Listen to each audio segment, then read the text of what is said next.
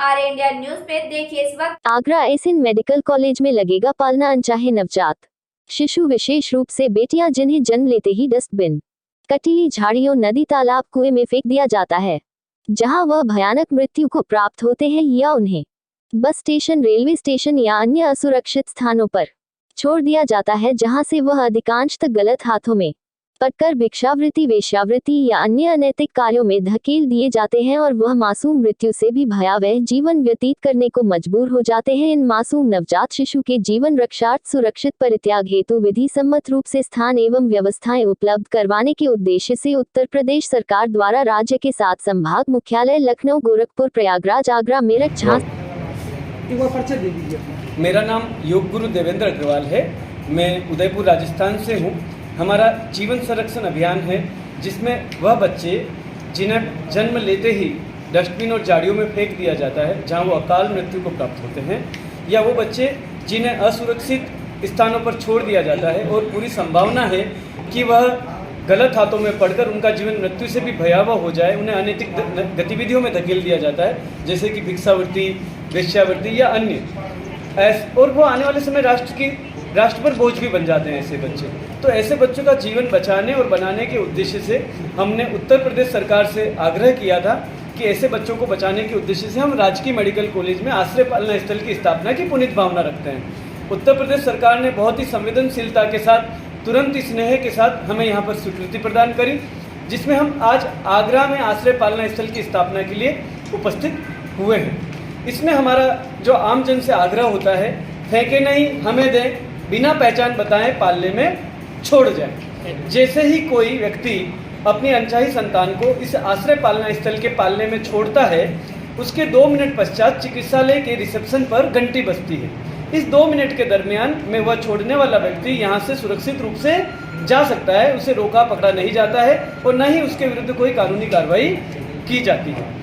घंटी बजने के बाद रिसेप्शन पर तुरंत चिकित्साकर्मी उस बच्चे को आश्रय पालना स्थल के पालने से प्राप्त करते हैं और उसकी पर्सनल और मेडिकल केयर सुनिश्चित करते हैं। जैसे ही चिकित्सालय प्रशासन को लगता है कि बच्चा स्वस्थ है, उसे तत्काल राजकीय मान्यता प्राप्त शिशुगृह में प्रवेशित करा दिया जाता है, जहां पर कि माननीय बेंच ऑफ मजिस्ट्रेट CWC द्वारा उस बच्चे को लीगल फ्री डिक्लेयर किया जाता है फॉर एडॉप्शन, और कारा द्वारा उसके एडॉप्शन की प्रक्रिया पूरी की जाती है। तत्पश्चात माननीय जिला न्यायाधीश द्वारा उस बच्चे का गोदनामा जारी कर दिया जाता है। इससे कि 3 लाभ होते हैं।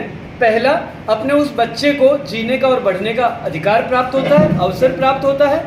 दूसरा, जो निसंतान दंपति है वो विधि अनुरूप इस बच्चे को गोद लेकर अपने परिवार को पूरा कर सकते हैं, उन्हें जीने का उद्देश्य मिलता है। और तीसरा, ये बच्चे अच्छी परवरिश से आने वाले समय कल राष्ट्र की संपत्ति बनकर सामने आते हैं। कब से आपका आश्रम पालना स्थल काम कर रहा है? अब तक कितने बच्चों को अडॉप्ट कर चुके हैं और किस किस शहर में आपने लगाया है? ये हमें इस कार्य को करते हुए जीवन संरक्षण अभियान को लगभग 18 वर्ष से ज़्यादा हो चुके हैं। आगरा में हमारा ये 71वां पालना है और यूपी में हमारा 3रा पालना है। यूपी में हमने पहला पालना पूरा कर सकते हैं, उन्हें जीने का उद्देश्य मिलता है। और तीसरा, ये बच्चे अच्छी परवरिश से आने वाले समय कल राष्ट्र की संपत्ति बनकर सामने आते हैं। कब से आपका आश्रम पालना स्थल काम कर रहा है? अब तक कितने बच्चों को अडॉप्ट कर चुके हैं और किस किस शहर में आपने लगाया है? ये हमें इस कार्य को करते हुए जीवन संरक्षण अभियान को लगभग 18 वर्ष से ज़्यादा हो चुके हैं। आगरा में हमारा ये 71वां पालना है और यूपी में हमारा 3रा पालना है। यूपी में हमने पहला पालना गोरखपुर में लगाया था, जिसका कि लोकार्पण आदरणीय सांसद महोदय रवि किशन जी भाई साहब ने किया था। दूसरा पालना हमने मेरठ में लगाया था, जिसका लोकार्पण आदरणीय सांसद महोदय हमारे राजेंद्र जी अग्रवाल साहब ने किया था। और तीसरा पालना हम आज लगाने की ओर अग्रसर हैं, जिसका लोकार्पण 22 तारीख को हमारी माननीय मंत्री महोदय मौर्य मैडम करेंगी। हमारे उत्तर प्रदेश के पालने में भी बच्चों का आना प्रारंभ हो चुका है। गोरखपुर में भी कुछ दिवस पहले ही एक नवजात बच्ची का सुरक्षित परित्याग किया था। तो अब देखिए, सीन ही बदल गया। कहाँ तो अगले दिन अखबार में खबर छपती कि एक नवजात कन्या का शव प्राप्त हुआ, और कहाँ अगले दिन अखबार में एक बहुत बड़ी सकारात्मक खबर थी कि एक बच्ची का जीवन बचा पालने में। आज वो बच्ची हमारे बीच है, स्वस्थ है, थोड़े दिन बाद वो CWC की वजह से गोद चली जाएगी और एक परिवार उसे मिल जाएगा। वो उसका देखिए जीवन ही बदल गया, समाज की मुख्य धारा से जुड़ गई वो बच्ची। क्या लगता है सर, abortion कई जो सारे है- आश्रय स्थल खुले हुए हैं इस तरह के, तो क्या लगता है अपना आश्रय स्थल या जो आप शुरू कर रहे हैं उसमें क्या अंतर क्या है, क्या कुछ खास है? राजकीय मेडिकल कॉलेजेस में भारत में पहली बार हमने उदयपुर में आश्रय पालना स्थल की स्थापना की थी। इसमें अभी तक का जो मुझे फिगर अगर ध्यान आता है तो अन्य स्थान पर मुझे कहीं सुनने में आया नहीं है कि भारत के किसी मेडिकल कॉलेज हॉस्पिटल्स में पालना स्थल की स्थापना हुई हो, ऐसा मेरे अभी तक तो सुनने में नहीं आया है। और अगर आप ये पूछते हैं कि इसमें खास क्या है, तो इसमें जो खास बात है कि इसकी ऑपरेशनल कॉस्ट 0 है।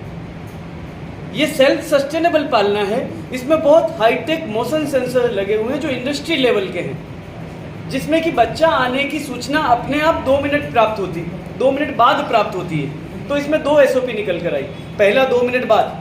बाकी जहाँ कहीं संस्थाओं के बाहर पालने लगे हैं उसमें उन्हें हाथ से घंटी बजानी पड़ती है और वो तत्काल बजती है।